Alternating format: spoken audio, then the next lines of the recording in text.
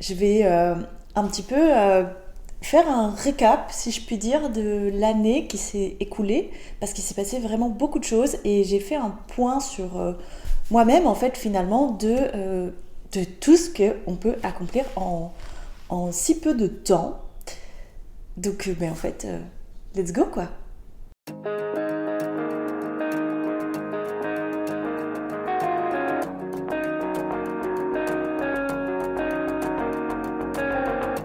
Alors, si vous ne le savez pas encore, déjà, bienvenue sur la chaîne, parce que ça veut dire que vous me suivez depuis pas très longtemps. Et puis, si vous le savez, tant pis, ça fait un récap supplémentaire. Moi, c'est Madeleine, j'ai 28 ans, et au-delà d'être propriétaire de diverses chevaux qui font diverses choses dans la vie, je suis également maintenant manager pour une multinationale. Donc c'est plutôt très cool. Et je suis à la base publicitaire, etc., etc. Donc oui, je suis dans des métiers finalement qui ne m'étaient pas du tout prédisposés. Et c'est un peu de tout ça qu'on va parler aujourd'hui, puisque finalement, qu'est-ce que le chemin de la vie a fait que... Donc on va faire un petit peu un récap. Alors je vous rassure, et j'espère que si vous êtes dans la situation dans laquelle j'étais il y a 10 ou 15 ans, en fait, perdez pas espoir parce que tout peut changer. Donc en fait, genre juste perdez pas espoir, c'est le plus important. Je vais essayer un peu de vous replonger dans ce que j'ai pu vivre, de ce que j'ai pu faire vivre aussi à mon entourage, mes parents, etc. Parce que tout ça m'a mené à la personne que je suis aujourd'hui à 28 ans, et je trouve ça plutôt important en fait, juste de le souligner, et ça peut aussi donner de l'espoir aux jeunes qui sont peut-être un petit peu perdus, etc.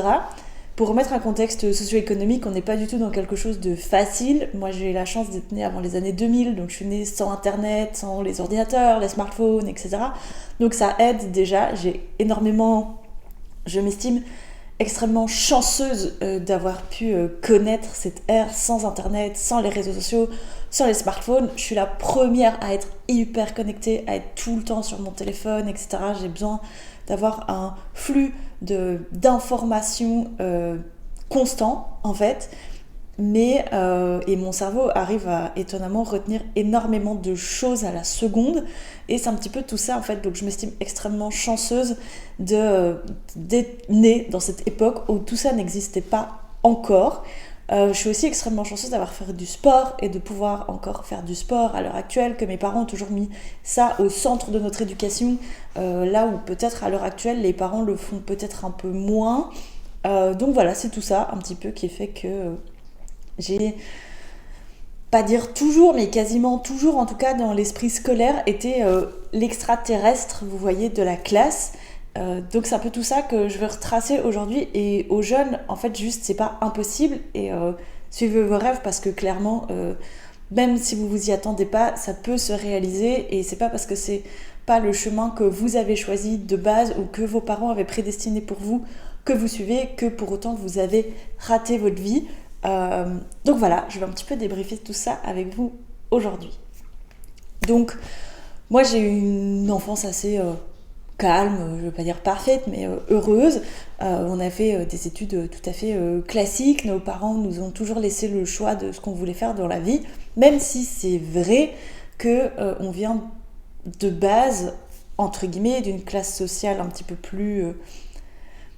pas aisée, mais un petit peu plus élevé que la moyenne en termes d'éducation, et donc il y avait des standards à respecter. Donc fatalement, quand on choisit de prendre une disposition différente d'une autre, ça change un petit peu tout, et puis ça peut provoquer des conflits dans la famille. Alors ça ne veut pas dire que vos parents vous aiment plus si vous choisissez un chemin, une destinée différente de ce qu'ils avaient pensé pour vous, mais juste ils se questionnent, et parce que c'est leur rôle de vous protéger, de nous protéger, c'est le rôle de tout parent. Alors voilà, donc je vais dire globalement, toutes les primaires on a fait des études assez classiques. On a fait, pour ma part j'ai fait 1 an en école privée où ça m'a pas du tout convenu. Je vous l'ai déjà dit dans d'autres épisodes, mais je suis pas quelqu'un de très intellectuel, donc fatalement ça aide pas quand dans des écoles privées de très haut standing, moi je suis pas très intellectuelle, donc ça aide pas, j'avais vraiment très difficile. Donc on est retourné sur une école un peu plus dite facile, entre guillemets, même si toutes les écoles se valent un petit peu à l'heure actuelle, je trouve, même déjà à l'époque, il y a 15 ans quand moi j'y étais. Donc voilà, c'est un peu tout ça finalement. Et je vais dire jusqu'à la troisième secondaire, parce que oui, je suis belge, donc les Français, vous prenez Google ou ChatGPT et vous mettez équivalent troisième secondaire, il vous dira ce que ça vaut chez vous. Je crois que c'est le collège, un truc comme ça. Enfin voilà. J'ai eu un parcours tout à fait classique. À l'époque, on parlait pas de TDAH, de troubles de l'attention, voilà, on n'en parlait pas. Je pense qu'on mettait même pas de mots, on disait juste c'est un enfant qui écoute pas à l'école, etc. Et fatalement ça change la donne parce que moi les études classiques, il y a toutes les 10 qui vont avec. Et donc fatalement, comme je suis dyscalculique, tout ce qui est sciences, etc., c'est plus difficile. Comme je suis dyslexique et étonnamment, je suis assez bonne en français. Alors parfois sur les oraux, là c'est un petit peu plus difficile, mais je vais dire globalement, je suis assez bonne en français. Donc comme quoi, vous voyez, même avec des difficultés de base, c'est pas impossible de s'en sortir. J'adore écrire, j'adore lire, j'adore plein de trucs liés au français. Donc honnêtement, voilà. Alors que ma dyslexie est quand même pas forte, mais prononcée. Et bref, il y a moyen de s'en sortir, quoi. Cet épisode va vraiment être rempli d'espoir pour tous les jeunes, parce que je trouve que c'est super important. Mais niveau sociabilité... ça a toujours été un petit peu compliqué. J'ai toujours été soit la grande de la classe, soit la nulle de la classe. Je portais des lunettes. Donc fatalement, ça aide pas. Vous savez, quand vous êtes petit, si t'es la seule de ta classe à porter des lunettes, t'es un peu le bouc émissaire de la classe. Donc clairement, je sais pas si on parlait déjà de harcèlement à l'époque, mais c'était clairement du harcèlement scolaire. Et quand on est petit, et la chance que j'avais, c'est que du coup, il n'y avait pas encore toute cette ère d'internet, de réseaux sociaux, etc. Il y avait genre le harcèlement ne s'arrêtait qu'à l'école et s'arrêtait à la maison. Et donc, fatalement, je voulais pas spécialement aller à l'école, mais il y avait tout le reste s'arrêter. Et c'est ça qui m'a permis de vivre une enfance assez heureuse et que je pense il y a sur ma génération beaucoup moins de drames qu'à l'heure actuelle. Donc c'est plutôt satisfaisant hein, finalement. Donc voilà. Donc honnêtement, tout au long de ma scolarité, j'ai toujours été un peu le bouc émissaire. Alors soit parce que j'étais nulle, soit parce que j'étais très forte et donc j'étais toujours un peu, quoi qu'il arrive, l'extraterrestre. Et donc c'est vrai que les relations sociales dans ma classe ont toujours été un peu difficiles. Je suis pas quelqu'un d'hyper sociable, j'ai une batterie sociale assez réduite, je crois, où là vous commencez à 100%, moi je commence à 0, et on va dans les négatifs, et genre c'est quand je suis à moins 50, où là je dis basta, j'en ai marre, je veux plus vous voir en fait. Voilà.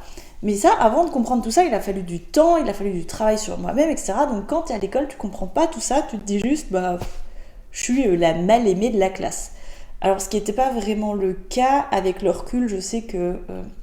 les gens qui critiquent sont les gens jaloux. C'est vrai que à partir de la 4e secondaire, j'ai changé d'école. Je me suis retrouvée dans une école beaucoup plus en accord avec ce que moi je veux faire, avec moins de théorie, beaucoup plus de pratique, beaucoup plus de l'art, quoi. Je suis partie dans une école d'art en fait, simplement, et ça m'a beaucoup plus convenu que le cadre classique. Ça n'empêche pas que j'ai fait un parcours assez normal finalement, donc j'ai changé 2 fois d'option et je suis quand même sortie de secondaire avec une grande distinction, chose qui était complètement inattendue parce que honnêtement sur les cours généraux j'étais pas une lumière quoi.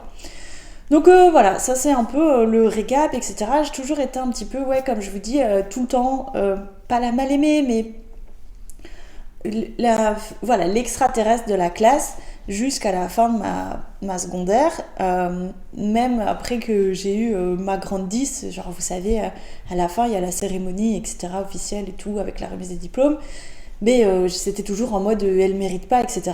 mais parce qu'en fait je fais pas beaucoup de bruit. Je suis pas quelqu'un... Alors, je suis franche, je dis ce que je pense quand je le pense, et encore plus maintenant parce que j'ai pris énormément confiance en moi. Mais c'est vrai qu'il y a 10 ans, quand j'étais à l'école, j'avais pas du tout confiance en moi, j'étais très introvertie, je parlais pas avec les gens de ma classe, donc du coup ça aidait pas au fait que je m'intègre en fait simplement. Et donc tout ça fait que même après ça, les gens qui m'entouraient, sauf ma famille bien évidemment, ne me trouvaient pas légitime de ça, alors que juste j'avais fait mon travail en silence et j'avais été chercher l'aide auprès des gens qui me semblaient légitimes. Alors ça c'est toujours un peu un fonctionnement que j'ai eu, et vous inquiétez pas, c'est un fonctionnement assez normal, classique, etc. Des gens qui sont en classe avec vous peuvent vous aider, mais ils sont au même stade que vous. Donc il y a des professeurs, c'est pour ça qu'ils sont là, et donc fatalement c'est à eux. Et donc moi j'allais toujours vers les professeurs, et donc j'étais un peu, vous savez, la frotte-manche, celle qui achète les profs, etc. Non, en fait, juste parce que c'est eux qui sont là pour nous instruire, et j'allais près d'eux pour m'instruire, simplement. C'était aussi simple que ça. Donc voilà, ça c'est un peu le parcours scolaire. Et c'est vrai qu'en sortant de là, j'ai continué mes études. Alors au niveau sociabilité, ça allait vachement mieux, étonnamment. Je sais pas ce qui s'est passé, mais voilà, je pense que quand on arrive en sup, les gens sont plus relax, il y a moins de compétition, etc. Donc ça allait mieux, mais pas fait pour moi, quoi. Genre honnêtement, pas du tout scolaire, etc. Alors, de nouveau, à 18 ans, j'étais pas scolaire, et là, à 28, je vous l'ai dit il y a pas longtemps, j'ai repris une formation, et on va y venir parce que, honnêtement, c'est pas... On y reviendra plus tard, parce que j'ai pas les mots tout de suite. Mais voilà, c'est quelque chose où il faut pas perdre espoir, et parce que c'est pas parce qu'on n'est pas scolaire à 16 ou 18 ans qu'on ne le deviendra jamais. Le cerveau grandit jusqu'à 25 ans, donc je trouve ça déjà assez absurde de nous dire à 25 ans on vous met sur le marché du travail, ce qui est un petit peu le cycle classique si on fait un cycle d'études court. Donc voilà, je pense qu'en Europe, globalement, il y a des choses à revoir au niveau de la scolarité, mais je suis pas là pour... je suis pas politicienne, je suis pas là pour refaire le monde ou quoi, qu'est-ce. Je suis juste là pour vous donner mon expérience. Et donc, il y a 5 ans, je suis arrivée dans... Casper, il faut que tu bouges. Oui, mais t'es devant ma vidéo. D'accord, ok. Donc il y a 5 ans, je suis arrivée dans mon entreprise actuelle. J'ai fêté les 5 ans chez eux il y a pas longtemps, il y a une semaine, genre à l'heure où j'enregistre ce podcast. Donc c'est plutôt sympa. Oui, mon cœur. Donc voilà. Et je suis arrivée chez eux un peu par dépit. Alors à l'heure actuelle, ça m'énerve quand les gens dénigrent le métier de vendeur, etc. parce que c'est un métier hyper important, et que sans nous, pour me mettre dans le paquet, vous feriez pas grand chose, les gens qui sont pas vendeurs. Donc voilà, ça c'est un gros conflit de ma vie. Mais il y a le fait que je sais que moi de base je suis partie sur ce métier parce que j'avais pas terminé mon bac, parce que du coup j'étais pas légitime entre guillemets sur le marché du travail de la com et de la pub, alors que c'est un métier qui n'a pas d'accès à la profession, donc j'aurais pu aller postuler, etc. Mais bon, j'ai pas terminé mon bac, justifier que t'as pas terminé ton bac, c'est toujours un petit peu compliqué. Donc voilà, ça fait partie du jeu, j'ai envie de dire. Donc je me suis retrouvée dans la vente un petit peu par hasard, mais je voulais pas faire n'importe quelle vente, je voulais faire de la vente qui me touche quand même particulièrement, donc la vente animalière. Et je tiens à préciser que je travaille pour la firme Maxiso, ça vous le savez déjà, je m'en suis jamais cachée, etc. Mais il y a le fait que on n'est pas juste des vendeurs, on est, je tiens à le préciser parce qu'en Belgique il y a beaucoup de quiproquos sur ça, dans les autres pays je sais pas parce que je connais pas la concurrence, on est expert en fait en nutrition, donc on est formé tout au long de notre cursus, mais moi au bout de 5 ans chez eux, et après avoir évolué de poste, etc., je continue de me former parce que tous les ans il y a des avancées scientifiques, tous les ans il y a de nouvelles marques sur le marché, des bonnes, des moins bonnes, des très bonnes, etc. Et donc dans notre cadre, en fait on est vraiment nutritionniste, on n'est pas juste vendeur. Et ça, c'est un point d'honneur. Et c'est pour ça que je crois que j'arrive après autant de temps à encore trouver de l'attrait à mon métier à l'heure actuelle parce que j'ai une soif de connaissances naturelles maintenant qui fait que en fait, je suis un peu satisfaite de cette soif de connaissances. Je suis arrivée en tant que vendeuse et en 5 ans, si vous avez suivi les vlogs, etc., et même les podcasts, parce qu'en fait, je crois que je vous l'ai dit en podcast également. Et puis si vous le faites pas, venez sur Instagram, en fait, vous attendez quoi ? Bref, je vais arrêter de m'énerver sur vous, on n'est pas là pour ça. En fait, en 5 ans, je suis passée de vendeuse mi-temps. Au bout de 2 ans et demi, je suis passée assistante manager. Et au bout de 3 ans de poste, les calculs sont pas bons du tout. Les calculs sont pas bons du tout, en fait. Je dis n'importe quoi. On recommence, on rembobine. Après combien de temps ? Après 6 mois, je suis passée assistante manager. Au bout de ça semble plus logique ? Bref, on s'en fout, les calculs, je les sais pas. Mais enfin bref, au bout de 4 ans et demi dans la boîte, parce que ça fait plus de 6 mois que j'ai signé mon truc, je suis passée manager. Alors, le thème de cet épisode, c'est un peu vous dire, c'est pas parce que t'es nul à l'école que tu vas pas t'en sortir à la vie, je pense que vous l'avez compris.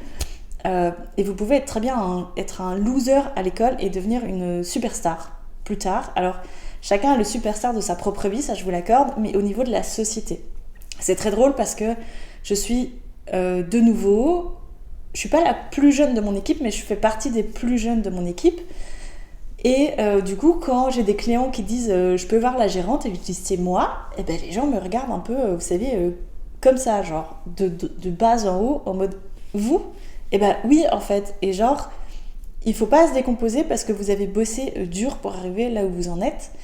Et je pense qu'on peut être un loser à l'école parce que le système scolaire classique n'est pas fait pour vous, ou enfin pour nous, et être un leader après dans sa vie. Alors il y a ce truc où maintenant je me suis rendu compte que l'horaire, genre en 5 ans j'ai appris énormément de choses sur moi, sur les animaux, sur l'alimentation des animaux, et aussi sur les techniques de vente. Et en fait, finalement, je suis très contente d'avoir atterri dans la vente parce que je pense qu'on peut pas être un bon publicitaire ou un bon com, un bon marketeur si on n'a pas fait un peu de vente. Je m'explique. Il y a le fait que, et je le vois très fort, moi maintenant que je dois gérer tout ça un petit peu, c'est que depuis les bureaux, on ne sait pas ce qui se passe réellement dans les magasins, ou en tout cas pour les entreprises pour lesquelles je prends mon cas personnel, essayez de l'adapter à votre propre vie, votre propre job, etc. Depuis les bureaux, dans mon cas où je veux retourner dans la com, etc., il n'y a pas ce truc où on sait ce qui se passe sur le terrain. Et en fait, là, sur les 5 ans, et même du coup 7 ans que j'aurais passé en magasin, et même peut-être 8, parce que je ne trouverais pas du boulot tout de suite dans la com, j'aurais appris ce qui se passe en magasin et les attentes des gens qui sont dans les magasins et les attentes aussi des clients. Faire une com, en fait, c'est un peu difficile parce qu'on a le client qui nous paye pour faire sa com, mais aussi on a la cible du client. Donc le client du client. Et ça, c'est un peu quelque chose que je trouve qui pêche sur les gens qui ont fait que de la com toute leur vie et qui n'ont absolument jamais été en magasin. Alors c'est un peu paradoxal dit comme ça, mais du coup en fait je trouve que j'ai appris vraiment énormément sur ces années en magasin et j'ai compris énormément de choses que quand je faisais mes études de pub je trouvais complètement débiles. Et donc on va y venir maintenant, c'est ouais mais Mad, tu dis t'étais pas scolaire et tu nous as dit il y a quelques mois t'as repris des études. Le cerveau, et c'est pas moi qui le dis, c'est des faits scientifiques, le cerveau humain arrête de grandir à partir de 25 ans. Alors oui, à 18 ans, quand je me suis retrouvée dans le monde des supérieurs à devoir choisir un métier, que possiblement j'allais faire ce métier toute ma vie, j'étais noyée, complètement noyée. Et honnêtement, pour moi, et après c'est peut-être le TDA, c'est peut-être ma personnalité, c'est peut-être un mix de tout, je ne me vois pas faire la même chose toute ma vie. C'est quelque chose de fondamental. Maintenant, on travaille plus de 40 ans si on suit un système classique. J'ai commencé à travailler à 23 ans. Ça fait déjà 6 ans que je travaille, j'en ai même pas encore 30. Donc, il y a un moment, vous savez, c'est un peu compliqué parce que je sais pas vous avez peut-être besoin d'une routine. Alors moi j'ai besoin d'une routine dans ma vie de tous les jours, donc un peu mon métro boulot dodo, mais je ne me vois pas exercer le métier toute ma vie. J'ai encore 39 ans de carrière, et donc me dire que pendant 39 ans je vais gérer un max ISO, alors certes peut-être des max ISO différents, avec des équipes différentes, des évolutions, etc. Non. Je crois que c'est pour ça aussi que j'ai eu cette facilité, entre guillemets, d'évoluer, parce que j'avais besoin toujours de plus. Vous savez, un peu ce challenge supplémentaire. Sauf que maintenant, c'est quoi le challenge d'après ? Il y a aussi ce truc que, là, je suis devenue leader dans mon entreprise, mais ça ne me dérange pas, sachant que je peux le faire, et que je le sais maintenant que je peux le faire, de redevenir loser en bas de l'échelle dans un autre truc. Il y a un truc où ma personnalité fait que j'ai besoin d'apprendre constamment, d'où le fait de pourquoi j'ai repris des études, en fait, simplement. Il n'y a pas à réfléchir. Et aussi le fait que j'ai pas envie de faire ça encore 40 ans de ma vie. Il y a aussi, et si vous me suivez, c'est en partie pour ça aussi, et en fait, les chevaux, c'est une grande partie de ma vie. Je ne me vois pas continuer sans pouvoir laisser plus de temps au sport. Et donc, en travaillant du lundi au samedi de 8h à 19h, ça fait un très petit créneau pour les chevaux. J'ai envie de me libérer du temps, d'avoir des horaires plus type de bureau pour avoir plus de temps de faire mon sport. Déjà cette année, je sais pas si vous le savez, je sais même pas si je vous l'ai dit. Mais non, je vous l'ai même pas dit. On en fera un autre épisode. Lucifer s'est blessé l'année dernière. Et donc ça a annulé toutes nos saisons de concours. On a découvert une nouvelle discipline qui est le trek. Et donc en fait il y avait tout un plan fait que sur 4 saisons, on pouvait décrocher notre qualif pour l'international. Cette année, sachant qu'il y a un concours qui est en octobre que je ne ferai pas parce que c'est trop dangereux et que je ne prendrai pas le risque de reblesser mon cheval, un où j'ai une de mes collaboratrices qui est déjà en congé, donc je ne peux pas le faire. Mais en fait, ça saoule parce que moi, mes objectifs de vie, c'est de pouvoir aussi faire du sport. Et là, j'arrive pas à faire le sport comme j'en ai envie. Donc c'est pour ça que tout ce processus est fait. N'ayez pas peur de redescendre sur l'échelle si c'est pour faire quelque chose que vous aimez et qui vous amuse plus que la chose précédente. Pour moi, la vie, c'est faite de up and down. Vous savez, on fait comme ça tout le temps. Pour moi, ça, c'est la vraie vie. Alors, c'est propre à ma personnalité, parce que j'aime pas faire tout le temps la même chose, etc.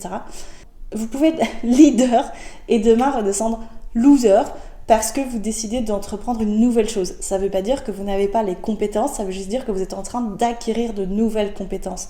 Alors s'il vous plaît, si vous êtes loser à l'école, franchement n'ayez pas peur parce que honnêtement, tous les leaders qu'il y avait avec moi à l'école, en fait ils font exactement le même métier que moi. Donc, juste foncez, croyez en vous et c'est le plus important. Moi, je fais partie de ces enfants qui ont été harcelés à l'école et je fais partie des adultes qui gèrent d'autres adultes maintenant parce que je m'en suis donné les moyens.